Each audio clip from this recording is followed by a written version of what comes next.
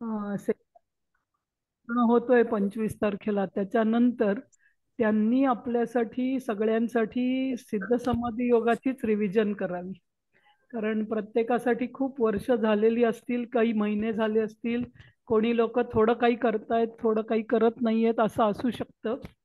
त्यामुळे माझ्या बाजूने मी त्यांना रिक्वेस्ट केलं होतं की आता प्राणायामाची जशी आपण परवा एक रिव्हिजन करून घेतली दोन दोन सेशनमध्ये सॅटर्डेच्या सत्संगामध्ये, तर ज्यांना कोणाला स्वतःचं मेडिटेशन किंवा स्वतःचे विचार किंवा स्वतःची जी कसं हे जे आहे ते सेट करायचं असेल, तर त्यांच्यासाठी मी सुनीलजींना रिक्वेस्ट केलंय.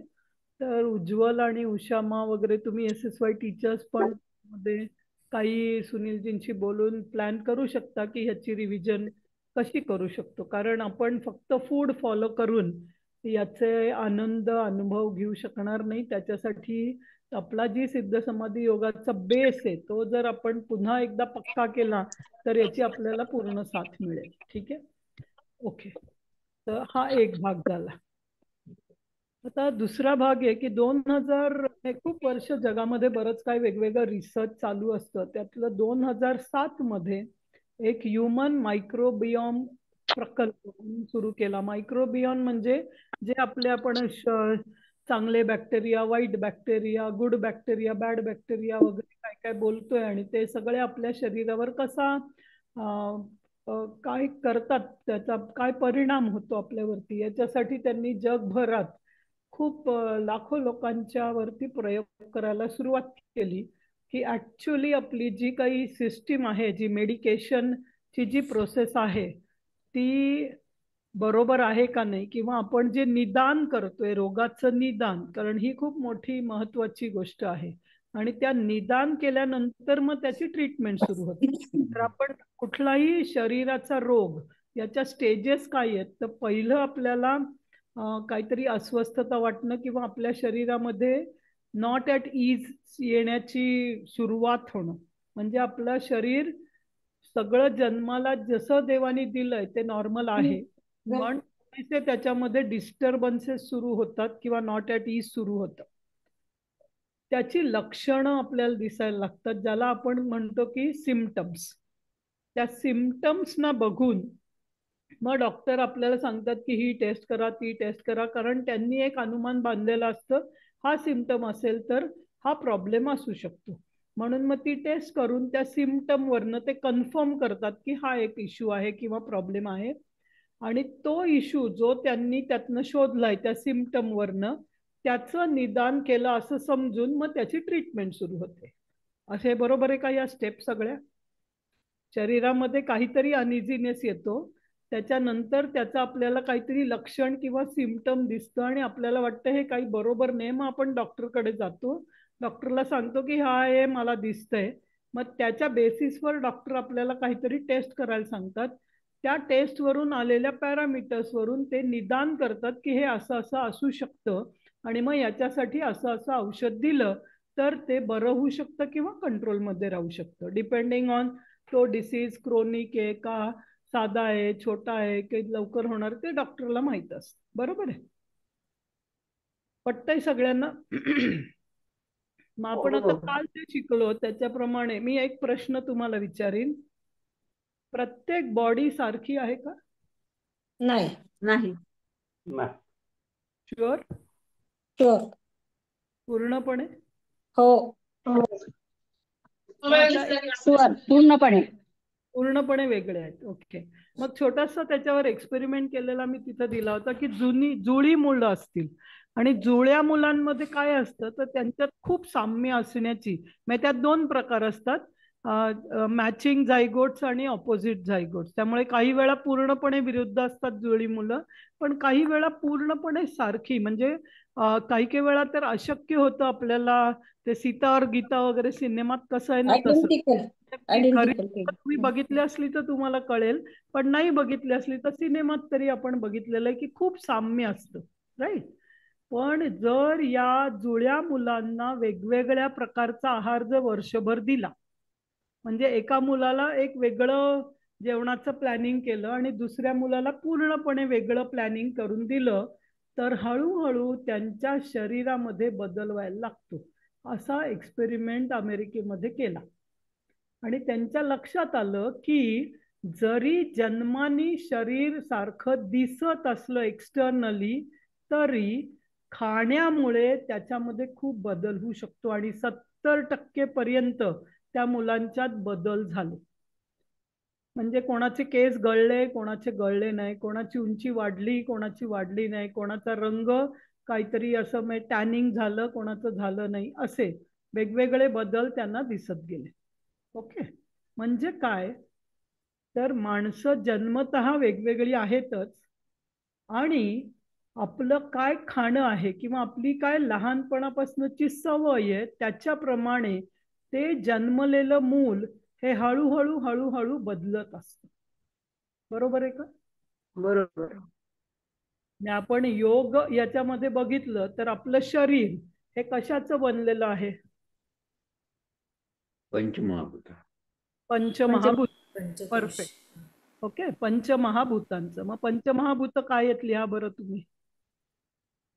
कुठली 5 महाभूत म्हणजे काय काय आहे? अग्नी, वायू, जल, पृथ्वी आप तेज वायू. पृथ्वी आप तेज वायू आकाश. ओके, पृथ्वी आप तेज वायू आकाश. तर त्याच्या आपल्या रोजच्या जीवनात बघितलं तर पृथ्वी म्हणजे काय तर जड, जे जड आहे ते, जे जड आहे ते सगळं पृथ्वी. ओके, वायू म्हणजे काय तर जे इव्हॅपोरेटिंग स्टेट, म्हणजे काहीतरी एक स्पेस ते ऑक्युपाय करत नाही, ते वायू तत्व बघितलं तर. जल की जे त्याला व्हॉल्यूम आहे पण त्याचं आपण डेफिनेट एका ठिकाणी ते राहणार नाही, जसं जड वस्तू राहील. म्हणजे या 3 तर आपल्याला माहिती आहे. ओके, त्याच्या स्टेट्स ऑफ मॅटर म्हणून तुम्ही शाळेमध्ये शिकलंय, सॉलिड, लिक्विड आणि गॅस. तर हेच 3 झाले, पृथ्वी, जल आणि वायू. ठीक आहे. आता तिसरं, चौथं आणि 5वं ते जरा वेगळं आहे, ते आप आणि तेज. तर एक म्हणजे आकाश किंवा इथर. म्हणजे आकाश म्हणजे तुम्हाला जे निळं दिसतं असं ते नाही, पण या सगळ्याला पकडून ठेवणारं कोणीतरी. म्हणजे पृथ्वी, वायू आणि जल हे आपल्या भूमीवर दिसणाऱ्या 3 गोष्टी आहेत. त्या सगळ्याला कुठेही, आपली पृथ्वी गोल गोल फिरते म्हणून पाणी असं कुठेतरी पडतं का? नाही. विचार केला तरी गंमत वाटेल तुम्हाला, पण असं काही होत नाही. रोज पृथ्वी स्वतःभोवती पण फिरते, सूर्याभोवती पण फिरते, पण तरी पण त्यातलं काही इकडे तिकडे पडत नाही ना. आपण सुद्धा झोपलो तरी हालत नाही, उठून बसलो तरी काही होत नाही. तर आपल्याला असं ठेवण्यासाठी 2 गोष्टी आहेत. एक म्हणजे गुरुत्वाकर्षण आपण म्हणतो त्याला, पण गुरुत्वाकर्षणापेक्षाही मोठं म्हणजे इथर किंवा जे आकाश आहे, ते आकाशाने आपल्याला पूर्ण व्यापून ठेवलेलं आहे. आणि 5वा म्हणजे अग्नी. आणि अग्नी काय करतो तर अग्नी हा आपल्याला सॉलिड, लिक्विड आणि गॅशियस स्टेटची ट्रान्सफॉर्मेशन करू शकण्याची शक्ती असलेला आहे अग्नी. ठीक आहे. म्हणजे तुम्ही छोटं उदाहरण घेतलं तर बर्फ आहे, बर्फाला तुम्ही तापवलं तर त्याचं पाणी होईल, आणि त्या पाण्याला अजून तापवलं म्हणजे त्याला अजून अग्नी दिला तर त्याचा वायू होईल. हे आपण शाळेमध्ये शिकलोय. म्हणजे त्या 3 स्टेट्स ट्रान्सफॉर्म होण्यासाठी कोण महत्वाचं आहे तर अग्नी. ठीक आहे. या पंचमहाभूतांनी जर विश्व बनलेलं आहे, तर आपण जर त्या विश्वाचे भाग आहोत, तर आपलं शरीर कशाचं बनलेलं आहे? पंचमहाभूताचं. सेम पंचमहाभूतांचंच बनलेलं आहे. मग आपण आता जे अन्न खातो ते काय आहे?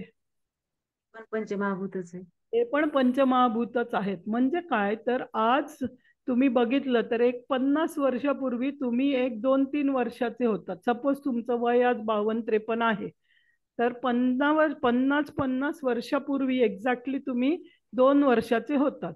तर ते 2 वर्षाचे तुम्ही आणि आजचे तुम्ही याच्यात काय बदललंय? आकारमान बदलले, उंची बदलली, विचार, उंची, वजन. कसं बदललं ते? अन्न. फक्त अन्नामुळे बदललंय. बेसिकली दुसऱ्या कशामुळेही तुमचा आकार बदलत नाही. वजन आणि तुमची काय उंची आणि तुमचे केसांचा रंग किंवा तुमचे जे हार्मोन्स, ते सगळं काही जे आहे ते पंचमहाभूतात, पंचमहाभूत विलीन होऊन पंचमहाभूत वाढल्यासारखं वाटतं. तर तुम्हाला SSYचा इनिशिएशनच्या आधीचा बॉडी क्लास आठवतोय का? हो. मी शरीर आहे का शरीर माझं आहे? एम आय द बॉडी और द बॉडी इज माइंड? मग आता तो जे वाढलंय ते कोण आहे? म्हणजे 2 वर्षाचा असतानाचा मी आणि 52 वर्षाचा असतानाचा मी याच्यातलं कोण वाढलंय? शरीर कोण वाढले. मोठा? पण आपण म्हणतो काय? मी वाढले. वाढले. मी मोठा झालोय, राईट? पण मी पण मोठा झालाय हा त्या SSYच्या बंद बाहेर आल्यामुळे काय होतं, तर मी पण मोठा झालाय. आता मी त्याला मी नाही म्हणते, मी पण म्हणते. बघा त्याच्यात खूप फरक आहे.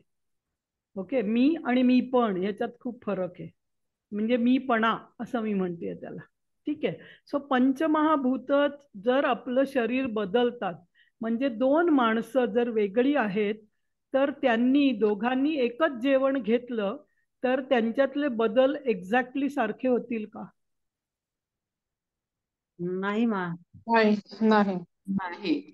म्हणजे एकाच घरात राहणारे बहीण भाऊ आहेत, सगळेजण एकच जेवण बनतं रोज घरात, मग प्रत्येकातला बदल सिमिलर झालाय का? किंवा एकच सारखा झालेत का? सगळ्यांची उंची सगळे 6 फूट झाले, सगळे 4च फूट राहिले, असं झालंय का कधी?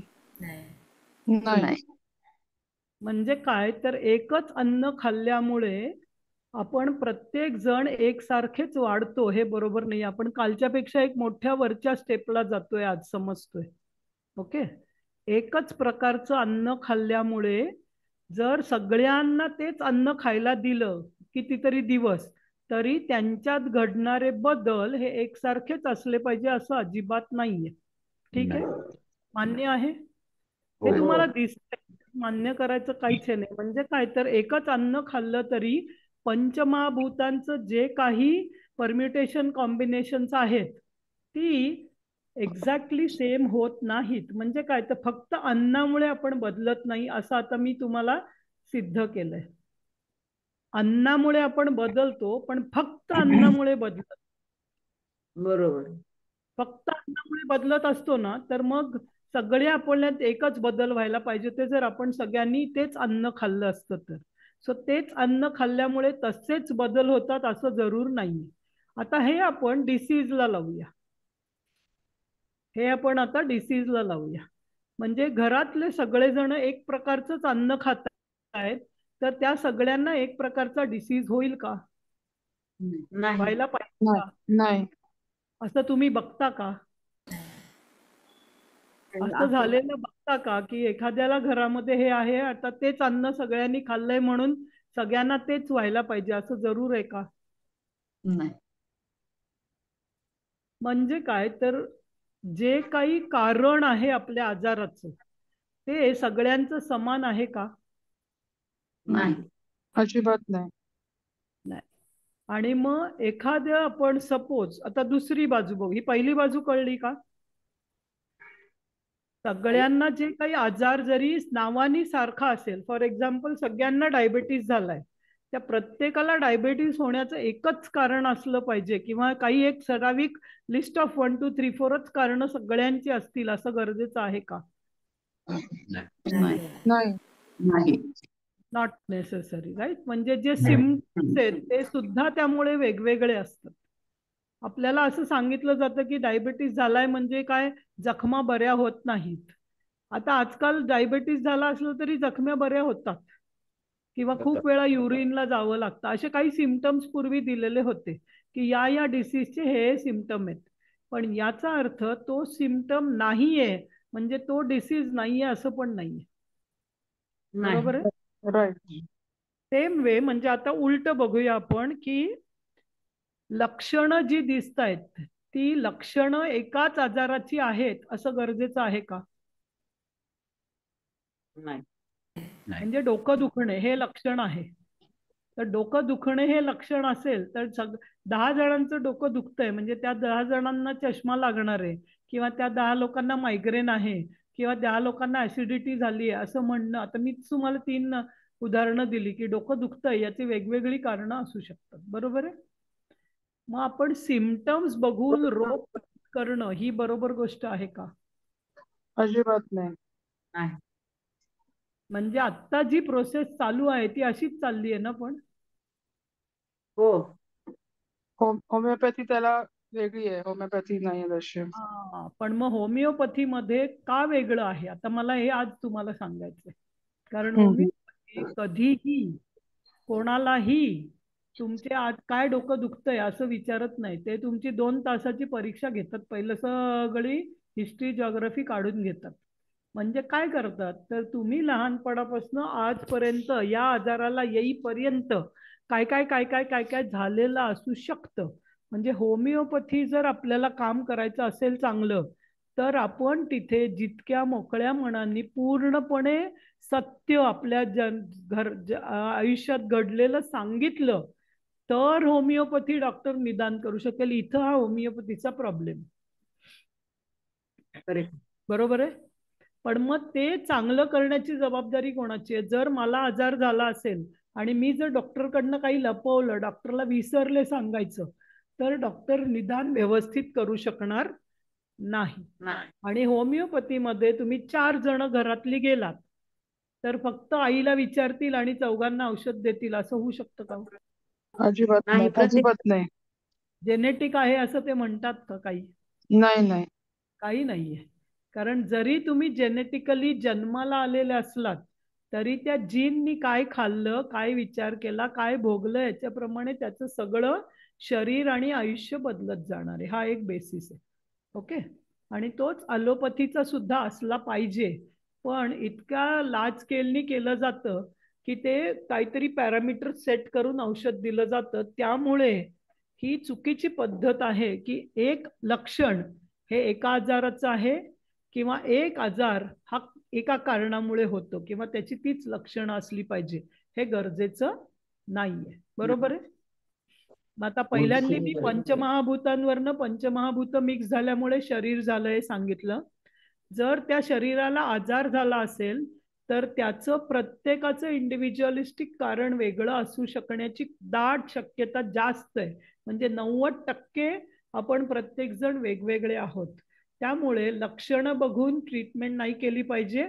आणि लक्षण आता तुम्ही एखाद्या डॉक्टरकडे गेलात, तुम्हाला डायबिटीस झालंय म्हणून डॉक्टरनी तुम्हाला मेटमॉर्फिन लिहून दिली. आता तुमचा एक मित्र आहे शाळेमधला, त्यालाही तुमच्यासारखीच लक्षणं दिसत आहेत, त्याची जखम भरत नाहीये, त्यालाही युरिनला तासातासांनी जावं लागतंय. मग तुम्ही त्याला पण मेटमॉर्फिन लिहून देणार का प्रिस्क्रिप्शन म्हणून? नाही. पण आपण असं खूप वेळा करतो. नाही देणार, नाही देणार पाहिजे. पण आपण फूडच्या बाबतीत असं खूप करतो. मी औषध म्हणल्यावर तुम्ही नाही म्हणताय, पण मला डॉक्टरनी सांगितलं हे खाऊ नको, तू पण हे बंद कर म्हणून आपणच त्याचा प्रचार करतो आणि आपल्याला वाटतं की आपण खूप मोठे डॉक्टर झालोय इमिडिएटली. हे बरोबर आहे का? लेवल आपल्याला काउंट करता येईल ना. येईल. पण तेच सांगितलं ना की तुमचे जे पॅरामीटर्स आहेत ते पॅरामीटर्स पूर्णपणे निदान करायलाच ऍक्च्युली बरोबर नाहीयेत. पण आता ॲलोपॅथी तेच करते की तेवढ्या 4 पॅरामीटर वरनं डिसाईड करतायत आणि मग हळूहळू वेगळं होतं की डायबिटीस आहे पण त्याच्यामुळे हे झालं, या औषधामुळे ते झालं. असं करत करत साईड इफेक्ट जे तुम्ही म्हणलेत ना ते साईड इफेक्ट तुम्हाला काय येतात. कारण पूर्ण माणूस म्हणून न बघता एका माणसाचा औषध कंपन्या आजाराचे जे हे आहेत पॅरामीटर, इतकी लेवल, इतकी लेवल, ते पण बदलतात. ते हो बदलतात ना. आणि कारण काय आहे तर तो त्यांचा बिझनेस आहे. त्यांची तुमच्याची काळजी त्यांना नाहीये. आणि तो सुद्धा रिसर्च असू शकतो. मी असं म्हणत नाहीये की सगळ्याच औषध कंपन्या वाईट आहेत. ओके. कारण होमिओ असेल किंवा आयुर्वेद असेल ते पण हळूहळू डोस बदलत जातात. त्यामुळे आपल्याला ते परमनंट प्रिस्क्रिप्शन कोणीच देऊ शकत नाही. आणि ते असं का करतात याचा विचार करण्यापेक्षा मला काय सांगायचंय की हे जे आपण करतो ना की यांनी हे खाल्लं नाही तो आता बरा झालाय, मी नाही खाल्लं तर मी पण बरा होईल, हे बरोबर आहे का? नाही बरोबर. दुसराच प्रॉब्लेम वाढून बसतो एखाद्या वेळेस. त्यामुळे आपण जे स्वतःला कोणाकोणाचं ऑब्झर्वेशन करून प्रिस्क्राईब करायला लागतो तसं आपण करणं बरोबर नाहीये. ठीक आहे का? मी असं म्हणत नाहीये की डॉक्टरनी सांगितलेलं चुकीचं आहे, हेही मी बोलत नाहीये वाक्य. पण मी काय म्हणतेय, आपण कोणाचं तरी ऐकून ती लक्षणं दुसऱ्या कोणातरी मध्ये दिसली तर त्या लक्षणांचं हेच कारण असू शकतं किंवा हेच निदान असू शकतं असं म्हणून त्याच्यासाठी आपल्या जीवनातल्या खाण्याच्या सवयी, झोपण्याच्या सवयी बदलणं बरोबर आहे का? नाही. नाही नाही. मग आता काय केलं पाहिजे? आपलं शरीराला जे आवश्यक आहे ते प्रत्येकाने घेतलं पाहिजे. मी तुम्हाला शेअर केल्यात म्हणून मुद्दामून लिहिलं होतं की समान कारण वेगवेगळ्या लोकांमध्ये भिन्न भिन्न लक्षणं दाखवू शकतं. समान कारण म्हणजे प्रॉब्लेम एकच आहे, पण त्याची सिम्पटम्स वेगवेगळी असू शकतात. आणि दुसरं म्हणजे सिम्पटम सेम आहेत, पण त्याची कारणं वेगवेगळी असू शकतात. हे मान्य आहे का? आता बरोबर आहे मग. विचाराचं नाही सांगत आहे, जनरलच लाईफमध्ये समान कारण वेगवेगळी लक्षणं दाखवू शकतं आणि समान लक्षणाची वेगवेगळी कारणं असू शकतात. मी छोटस सांगते की एक मुलगा शाळेमधल्या परीक्षेमध्ये नापास झाला. आपण आता अन्न, आजार याच्यापासून दूर जाऊया. एक मुलगा शाळेमधल्या परीक्षेत नापास झाला किंवा 10 मुलं शाळेमधल्या एका परीक्षेत नापास झाली. हे आपल्याला काय दिसतंय? त्याचं लक्षण. त्याच्या परीक्षेमधले मार्क दिसतायत की 100 पैकी त्याला 35 मिळायला पाहिजे ते पास व्हायला, सगळ्यांना 20 मार्क मिळालेले. म्हणजे ती सगळी मुलं 20, 22, 23, 24 एवढीच आहेत, सगळी नापास झाली. म्हणजे आपल्याला काय दिसतंय? त्याला काय म्हणायचं? लक्षण. लक्षण काय आहे? तर त्यांना कमी मार्क मिळालेत, जे पासिंग साठी सफिशियंट नाहीये. सगळ्यांची कारणं एकच असू शकतात का? नाही. नाही, प्रत्येक वेगवेगळे राहतील. अरे मग कुणाचा अभ्यास झाला नसेल, कुणाचा ऐन वेळेवर विसरला असेल, असं प्रत्येकाचे वेगवेगळे असू शकतात. पण टीचर काय करतात जनरली? त्याच ह्याच्यात बसवतात सगळ्यांना. हा फेल आहे, हा वेस्ट आहे असं म्हणून आपण सुद्धा, टीचरच नाही, आपण सुद्धा असंच करतो.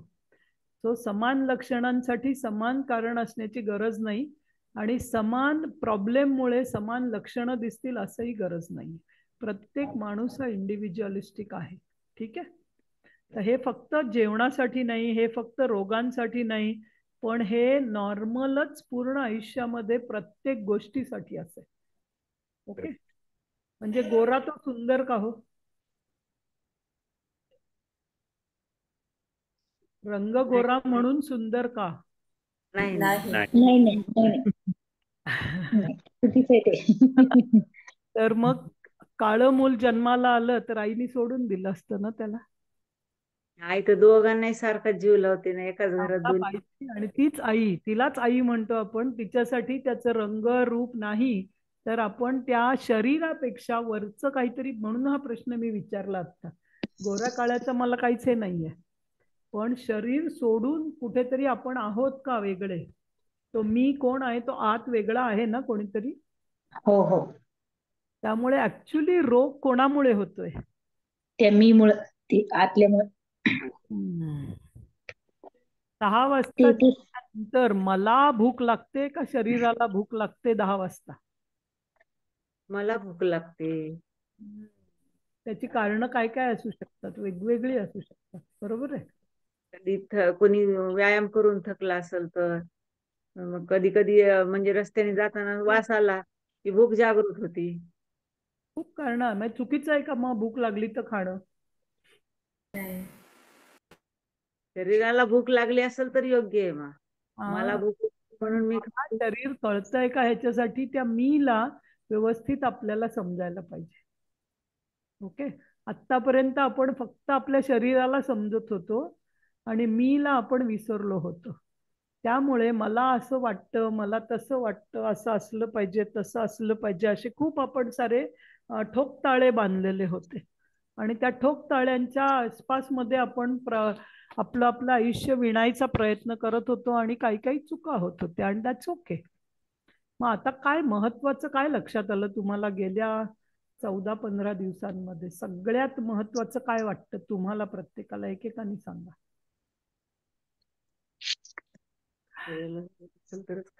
स्वतः बरोबर राहणं म्हणजे मला असं खूप आहे. स्वतः राहू शकलं पाहिजे. त्याची गरज पाहून प्रत्येक गोष्ट केली पाहिजे.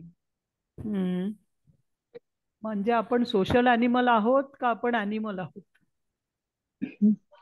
आपण ॲनिमल आहोत. पण आपण इतके दिवस जास्त सोशल झालो होतो आणि स्वतःच्या मधले सोशल ॲनिमल. ॲनिमल आहेत ना. हो ना, पण ते सोशल झाल्यामुळे बाकी सगळी लक्षणं आणि कारणं आणि हे सगळं सोशल झालं की स्वतःवरचं लक्ष कमी होतं आणि लोक काय म्हणतील, याला काय वाटेल, त्याला काय वाटेल, ह्याच्यापेक्षा काय महत्वाचं आहे सगळ्यात. सगळ्यात स्वतःला पाहणं महत्वाचं आहे.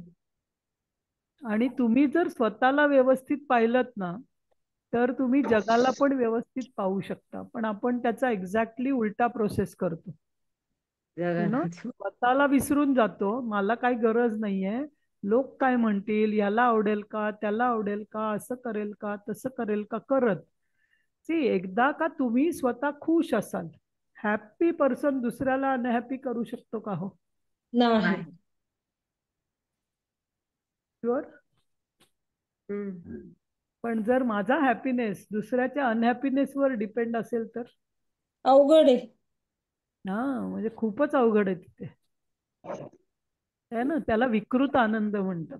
आणि विकृत आनंद ज्याच्या मनात आहे ना त्याला अन्न किंवा कशाचा नाही, त्याच्याने रोग होतच नाहीत आपल्याला. ऍक्च्युली अन्नामुळे रोग होत नाहीत.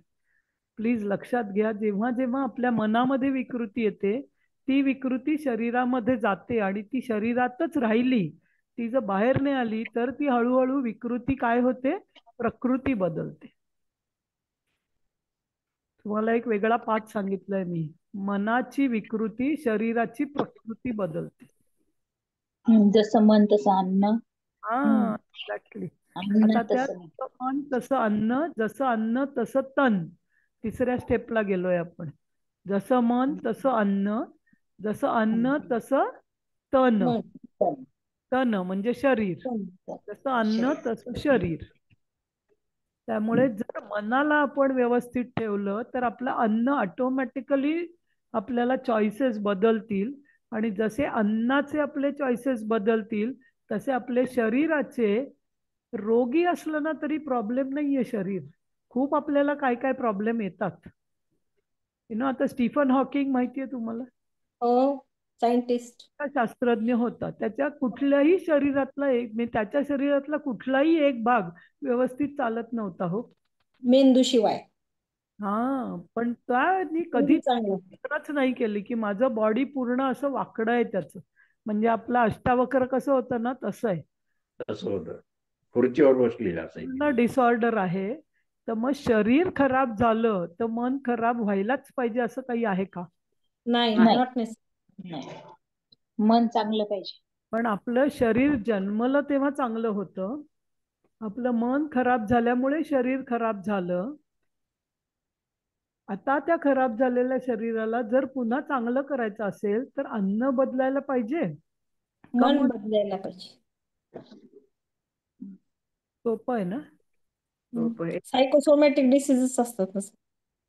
सगळे डिसीजेस 80% सायकोसोमॅटिक आहे, एक्सेप्ट व्हायरस किंवा जेनेटिकली डिस्टर्ब झालेली काही गोष्ट. नॉन कम्युनिकेबल आणि ऍक्सिडेंट सुद्धा ते पण. हा, म्हणजे ऍक्सिडेंटनी डिफॉर्मेशन होऊ शकतं, डिसीज नाही होणार most of the times. Right. आणि deformation is not a disease, तुमची डिसॅबिलिटी होऊ शकते त्याच्यामध्ये. डिसॅबिलिटी होती. सो आता याच्या पुढचे जे 7 दिवस आहेत ना त्याच्यात खूप अन्नाविषयी बोलायची गरज आहे का आपल्याला? बरंच समजलंय आता. हा, आणि म्हणूनच मी सुनीलजींना म्हणलं की तुम्ही आता आमच्यासाठी अन्नावरती आपल्याला मी बोलायची जास्त गरज नाहीये, पण पुढे हळूहळू रिस्पॉन्सिबिलिटी, लीडर फॉलोअर, मी शरीर आहे का शरीर माझं आहे, हे जे खूप महत्वाचे SSY चे क्लास आहेत, गुरुजींकडनंच ऐकूया आणि सुनीलजींकडनं त्याचं विवेचन ऐकू. खूप काहीतरी आपल्याला समजेल त्याच्यात. तर तुम्हालाही वाटत असलं तर तुम्ही सुनीलजींना हेच सांगा. माझी तर त्यांना रिक्वेस्ट होती की आम्ही एवढंच केलं तरी सुद्धा आम्ही सगळे आनंदी सुखी शरीर होऊ शकणार नाही, कारण त्याच्यासाठी आतलं जे काही डीप आहे ना ते बदलणं, ते शांत होणं, ते समत्वमेन स्थितीला जाणं खूप महत्वाचं आहे. ठीक आहे. सो आपण जी सध्या चालू प्रचलित गोष्ट आहे की सिम्पटम्स पाहून निदान करणं हे बरोबर नाहीये. मग कोण आपल्या बॉडीला ऍक्च्युली बरं करू शकतं? स्वतः. होमिओपॅथीची सुद्धा गरज नाहीये. थोड्या वेळापुरती ते तुम्ही घ्याल. म्हणजे मला काय म्हणायचंय, गरज नाहीये म्हणजे प्रॉब्लेम पूर्ण बरा कुठल्याही औषधांनी होणार नाही. थोडी त्याची थोडी कंट्रोल याची होतो, कंट्रोल होतो, रिकवर होत नाही. कंट्रोल करून काय फायदा आहे? मग तो कोणीही करतो. आपण कंट्रोल विषयी बोलतच नाही. मग पुन्हा आपण त्याच्याच वर जाऊ, हे नाही खाल्लं तर कंट्रोल होतं. कंट्रोल होतो, क्युअर होत नाही. हा, तर मी असं म्हणत नाही औषध घेऊ नका, पण औषध घेऊन मी बरं होणार आहे हे मात्र विसरा. औषध ही माझी, आता मला पाय दुखतात, चालता येत नाही म्हणून मी काठी घेतली आणि काठी घेतल्यामुळे मला चालता येतंय. माझे पाय बरे झाले का? नाही. आधार आहे. हा, सो कुठलंही औषध हे तुमच्यासाठी आधार आहे. कुठपर्यंत की अजून खराब होऊ नये म्हणून तुम्हाला ते सपोर्ट करतं. कसं बाहेर यायचं, कुठल्या तरी एका परिस्थितीतनं खराब म्हणणं थोडं बरं आपल्याला ते करू शकतं, पण पूर्ण बरं होण्यासाठी काय केलं पाहिजे? स्वतःच करायला लागते. तर आपलं आपणच आपल्याला बरं करू शकतो जेव्हा आपण आपल्या स्वतःला समजू शकतो. ओके. नाही, डॉक्टर तुम्हाला सांगतील तुम्हाला डायबिटीज झालाय म्हणून आता तुम्ही तुमच्या काय काय खाता, किती खाता, कधी खाता याच्यावरती नियंत्रण पाळणं आवश्यक आहे. नाही, एखाद दिवशी आपली शुगर वाढते, आपण डॉक्टरकडे जातो, सगळं व्यवस्थित करत असतो, पण एखाद दिवशी सडनली काहीतरी होतं. डॉक्टर काय विचारतात पहिलं आपल्याला? ज्यांनी अनुभव घेतलाय काय त्यांनी खाल्लं? किंवा काय झालं होतं हा, असं विचारतात ना. म्हणजे त्याचं पुन्हा ते कारण शोधायचं आणि ते कुठे असतं कारण? आपल्यामध्ये. माझ्याकडेच असतं. खाल्लं, मी काहीतरी जास्त खाल्लं, पाहुणे आले होते, किंवा माझी झोप नाही झाली, किंवा मी इकडे गेलो होतो, ह्या सगळ्याचा कंट्रोल कुठे आहे हो? डॉक्टरच्या हातात आहे का आपल्या हातात आहे? आपल्या स्वतःच्या मनावर. हातून. मग आपण त्या बिचाऱ्या डॉक्टरला ब्लेम करतो. काय उपयोग नाही, डॉक्टरकडे जाऊन आलो, एवढं औषध घेतलं, काहीच नाही झालं. काहीच फरक नाही झाला, आता डॉक्टर बदलू.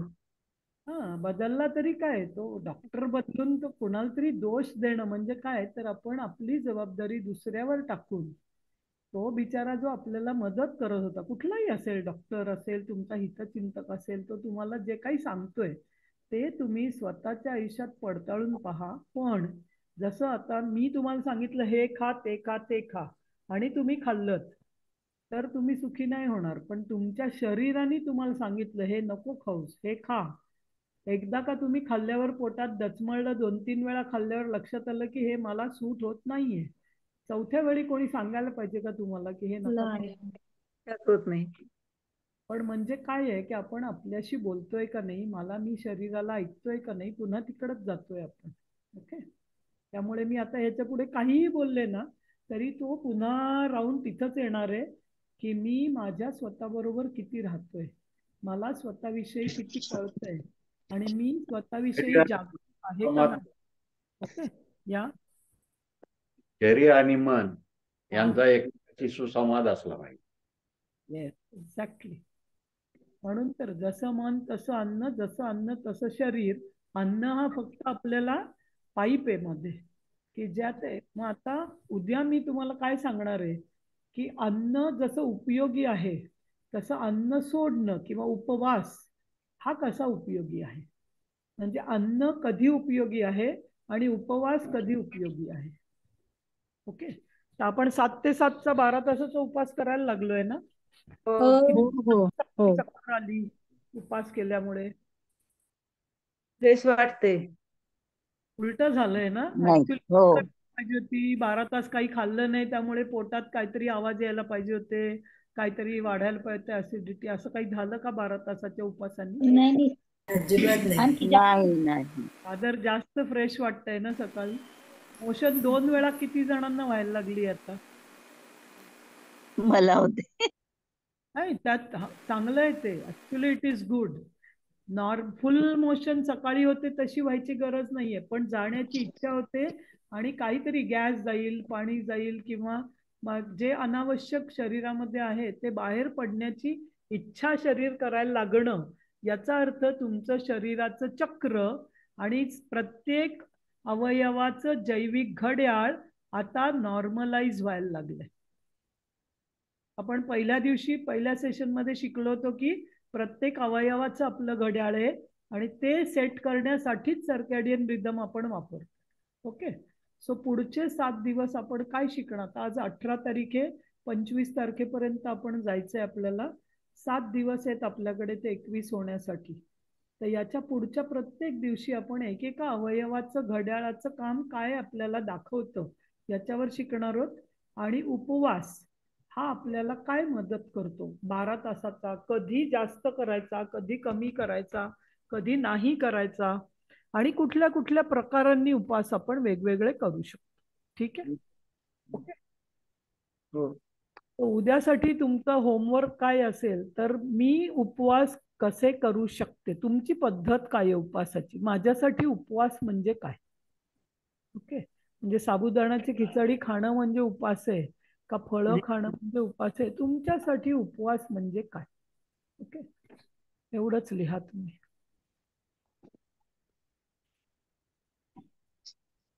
ठीक आहे, मग कोणाला काही प्रश्न आहे आता याच्यामध्ये?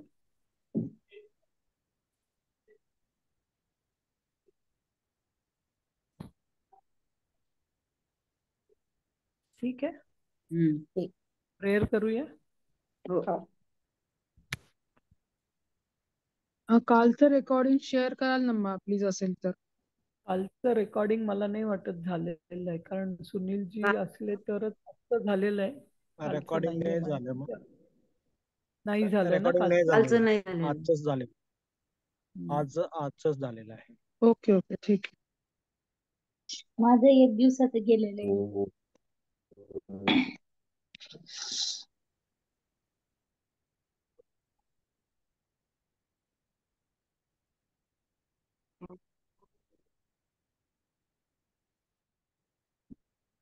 असतो मा सद्गमय तमसो मा ज्योतिर्मृत्योर्मृतंगम्.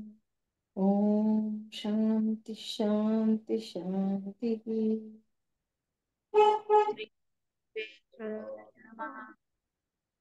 श्री विश्वेश्वराय नमः. श्री विश्वेश्वराय नमः. श्री ऋषी प्रभाकराय नमः. ओम श्री ऋषी प्रभाकराय नमः. ओम श्री ऋषी प्रभाकराय नमः. हरि ओम. श्री गुरुभ्यो नमः. हरि ओम. जय गुरुदेव.